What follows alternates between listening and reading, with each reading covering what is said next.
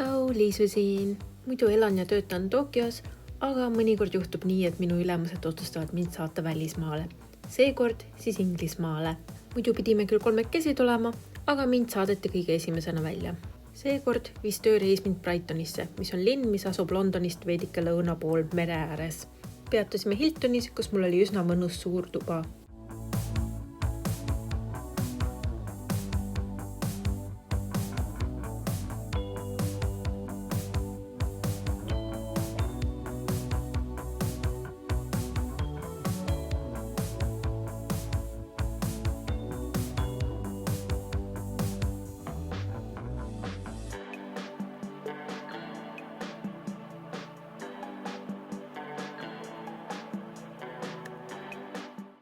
Võiks arvata, et pärast pikka lendu olin ma mingi mega väsinud, aga reaalsus oli, et märkasin kell 3 öösel üles ajavahe tõttu. Mis tähendas, et ma sain aga tööga alustada üsna vara ja lõpetasin ka vara. Lõunal kella 12 aegu olin juba tööga ühel pool ja sain minna natukene linna avastama.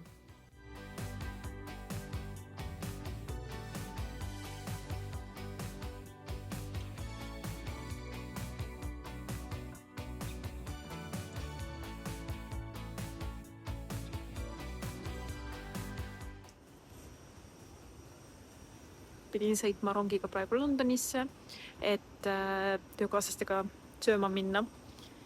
Ja ma olen nüüd kinni kuskil Inglismaa mingis maakohas, kuna rong läks katki ja visati kõik rongi pealt maha. Nii et ootan järgmist rongi ja loodan, et ma kunagi jõuan Londonisse ka. Rong läheb ära. Nägemist. Jätame siia maha.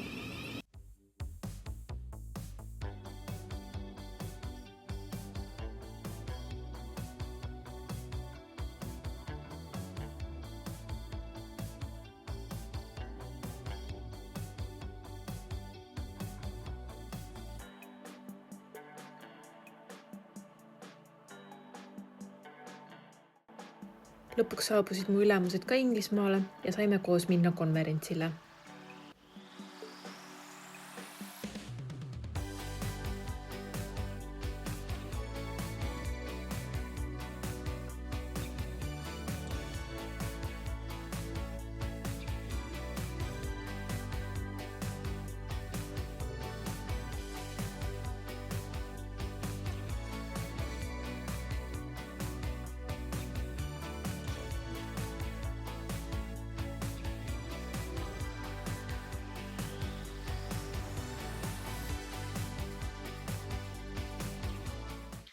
Hei, mina jälle siin.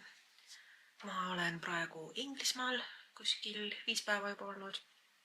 Ja ma ei tulnud siia niisama, meil oli tööreis, et osaleda Brighton SEO'l, mis on siis üks suurimaid SEO marketing konverentse maailmas.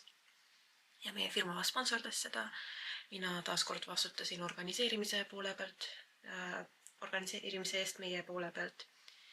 Ja see on kuidagi nii tiheda graafikuga olnud see nädal, et ma ei ole jõudnud absoluutselt filmida. Ja teine naljakas asi oli see, et kui ma isegi läksin üks päev filmima, siis kuidagi see kõik meenutas mulle nii väga Berliini ja nagu, see on ikkagi Euroopa, et ma isegi ei teadnud, kui väga huvitav seda üldse on filmida. Aga jah, konverents on läbi.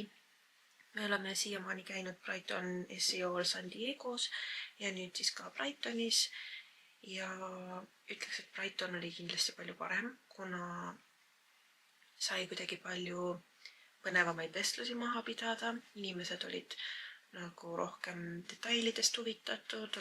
Kui nagu Ameerikas on palju sellist small talki ja kõik on kõigiga niisama sõbrad, siis siin nagu oli, et okei, et kas ei ole üldse huvi või siis on nagu reaalselt huvi ja nagu räägime nüüd tõsiselt asjast, et see oli väga suur erinevus Ameerika ja Euroopa vahel, mis oli väga huvitav.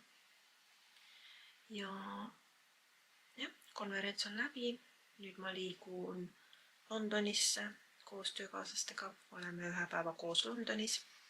Ja siis juba kohe varsti näen oma õde üle 2 aasta, mida ma väga ootan. Ja siis oleme ka natuke aega Londonis. Et jah, Brightonit ma teile nii väga seekord ei saanud näidata. Väga minimaalselt. Aga jah.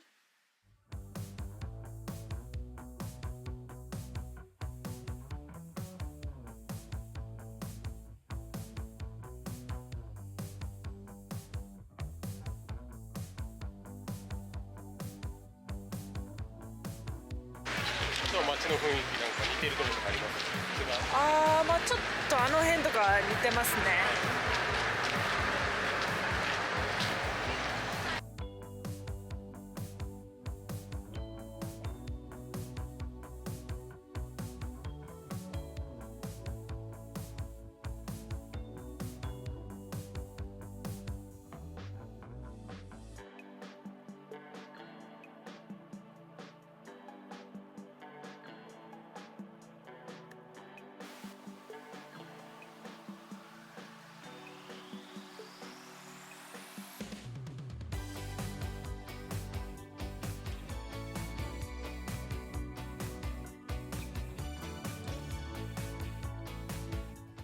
Järgmine hommik jätsin ülemustega hüvasti ning suundusin järgmisesse hotelli, kus pidin enda õega kokku saama.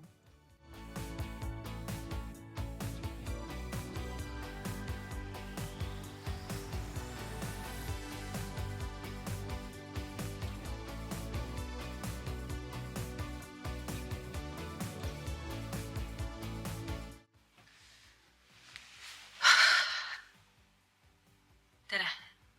Oleme Inglismaal, London, 7. päev mul vist sellest reisist ja nüüd siis lõpuks mul on tööga kõik ühel pool. Nüüd hakkab minu aeg õega, ta peaks kohe kohale jõudma siia ja mul on ikka väga hull päev olnud. Et kõik sai alguse sellest, et üsna normaalne sõit oli hotelli, eks ole, jõudsin kohale. Vaatasin, et on mingi, ma ei tea, mis sajandist aken. Ma ei ole veel sellist avamis- ja kinnitamissüsteemi näinud, nagu siin on. Nii et ma ei julgenud seda kinni panna. Kartsin, et löön aknaklaasid katki. See sai lahendatud. Siis mulle pidi tuppa tulema mu kohver. Ootasin seda. Ei tulnud. Lõpuks tuli. Kõik väga ilus ja tore. Mõtlesin, et no nii. Nüüd teen kohvri lahti. Panen mugavad riided selga. Mis ei lähe lahti, on minu kohver. Mu kohver ei ole selline, mis nagu lihtsalt niimoodi lukuga läheb seal nagu selle koodiga ja siis nagu vajutad ja siis teed niimoodi lahti, eks ole. Ma ei ole koodi elu sees muutnud, kuna ma kartsin, et ma kuidagi keeran mingi jama kokku. Üritan kohvrit avada. See ei lähe lahti. Vaatasin alguses, et ma olin selle liiga täis toppinud, et mul on seal kampsun jäänud luku vahele. Arvasin mina, et selles on probleem. Proovin igat pidi kangutada seda, no ei saa lahti. Aga vähemalt on turvaline kohver, eks ole. Siis hakkasin numbritega mängima, et äkki kood on muutunud iseenesest millegi pärast. Ikka ei saa lahti. Siis vedasin oma suure raske kohvri linna peale, aga kõik mingid siuksed paranduskohad on juba suletud, kuna on pühapäeva õhtu. Ei saa mina kohvrit lahti. Aga mul veel on nädal aega reisimist ees, eks ole. Mul on kõik asjad seal peale tööasjade.